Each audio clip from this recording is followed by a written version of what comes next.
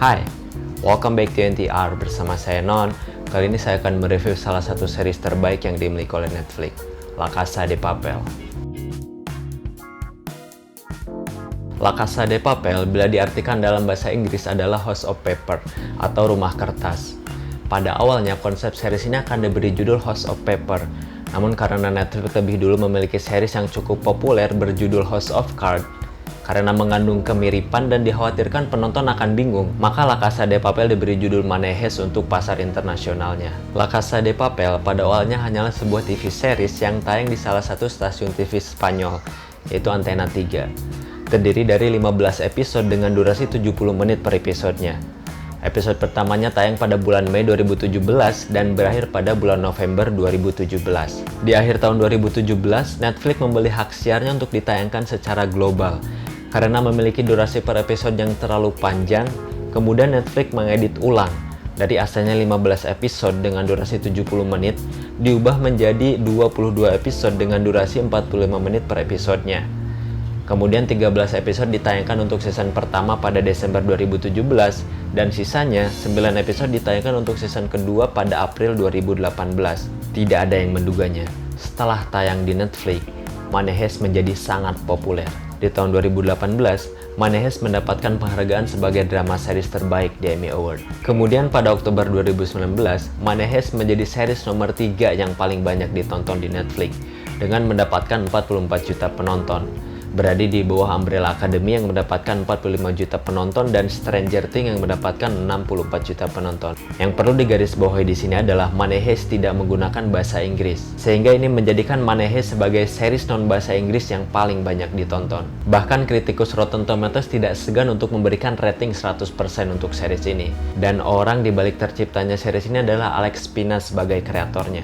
Bercerita tentang sekelompok perampok yang memiliki rencana untuk membajak Badan Percetakan Uang Spanyol dan mencetak uang senilai 2,4 miliar euro. Terdiri dari 8 orang yang memiliki nama samaran berupa nama-nama kota. Ada Tokyo, Moskow, Berlin, Denver, Nairobi, Rio, Oslo, dan Helsinki. Mereka semua dipimpin oleh orang bernama Profesor. Seperti namanya, Profesor sangatlah cerdas. Dia otak di balik perampokan terbesar dalam sejarah ini, dan dia sudah menyusun rencananya dengan sangat detail. Yang menjadi ciri khas dari series ini adalah para perampoknya mengenakan jumpsuit berwarna merah dengan topeng pelukis terkenal dari Spanyol, Salvador Dali. Kemudian ada sebuah lagu yang diulang berkali-kali sampai menempel di pikiran kita, yaitu lagu Bella Ciao. Bella Ciao adalah lagu perlawanan yang berasal dari Italia. Sekitar tahun 1922, Italia sedang diserang oleh fasisme. Fasisme adalah paham yang berdasarkan prinsip kepemimpinan yang otoriter, atau kurang lebih seperti dipimpin oleh diktator. Kemudian muncul kelompok perlawanan yang menamai diri mereka sebagai partisan atau tentara sukarela. Dalam bahasa Italia disebut dengan partigiano. Para partisan ini rela mengorbankan nyawa mereka demi membebaskan Italia dari kekejian fasisme. Isi lagu Bella Ciao adalah bercerita tentang seorang pemuda yang meninggalkan kekasihnya untuk bergabung dengan partisan untuk melawan fasisme. Salah satu liriknya yang memiliki makna yang mendalam adalah ketika pemuda ini berpesan kepada kekasihnya, "Dan jika aku mati sebagai partisan, kamu yang harus menguburku di pegunungan, di bawah bayangan bunga-bunga." Tema perampokan sebetulnya hal yang mainstream, paling isinya cuma adegan tembak-tembakan, terus ada Sandra yang ditawan, terus ada uang cash dalam jumlah yang banyak. Tapi ide cerita dalam Manejes ini sangatlah brilian. Menurut saya, salah satu ide ceritanya yang paling jenius adalah motif Profesor merencanakan perampokan ini. Ternyata semata-mata bukan karena uang, tetapi untuk melawan sistem. Jadi series ini adalah metafora pemberontakan melawan kapitalisme, pemberontakan rakyat terhadap pemerintah. Mendengar penjelasan Profesor membuatnya cukup masuk akal. Sekarang coba pikirkan, mana yang lebih jahat? Perampok atau orang yang menciptakan uang? Di tahun 2011, Bank Sentral Eropa mencetak uang senilai 171 miliar euro secara tiba-tiba. Kemana uang itu pergi? Menuju bank, untuk memperkaya orang yang sudah kaya. Apakah ada orang yang menyebut kalau Bank Sentral Eropa ini pencuri? Nggak ada. Mereka malah menyebutnya dengan istilah injeksi likuiditas. Para perampok ini sedang melakukan sama persis apa yang dilakukan oleh Bank Sentral Eropa, tapi bukan untuk memperkaya orang yang sudah kaya. Series ini membiarkan penonton menentukan mana yang baik dan mana yang buruk. Karakterisasi setiap pemerannya ditampilkan dengan realistis. Tidak ada yang sepenuhnya jahat dan tidak ada yang sepenuhnya baik. Masing-masing memiliki kekurangan dan kelebihannya. Karakter favorit saya adalah Berlin, karena kontribusinya sangat besar dalam perampokan ini setelah Profesor. Selama menonton series ini, emosi kita dibuat naik turun. Ketegangannya hampir selalu terasa di setiap episodenya.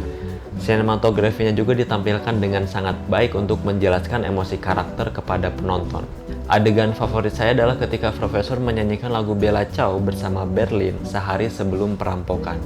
Kalau diperhatikan lagi, adegan itu dimulai dengan Profesor menyanyikan bait pertama dan kedua lagu Bella Ciao. Kurang lebih isinya seperti ini. Di suatu pagi, aku terbangun dan bertemu dengan para penyerbu. Kemudian aku bergabung dengan partisan untuk melawan. Dan Profesor berhenti di sana. Bait selanjutnya diteruskan oleh Berlin. Bait selanjutnya ini yang saya katakan tadi memiliki makna paling dalam. Dan jika aku mati sebagai partisan, kamu harus menguburku di pegunungan, di bawah cahaya bunga-bunga.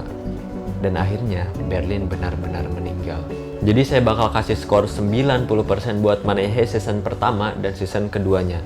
Karena ketika kita memulai episode pertama, kita bakal dibuat nggak berhenti nonton sampai episode akhir. Karena Money Heist ini sukses besar, kemudian Netflix membuatkan season ketiga dan season keempatnya. Season ketiganya akan saya buatkan reviewnya di episode selanjutnya.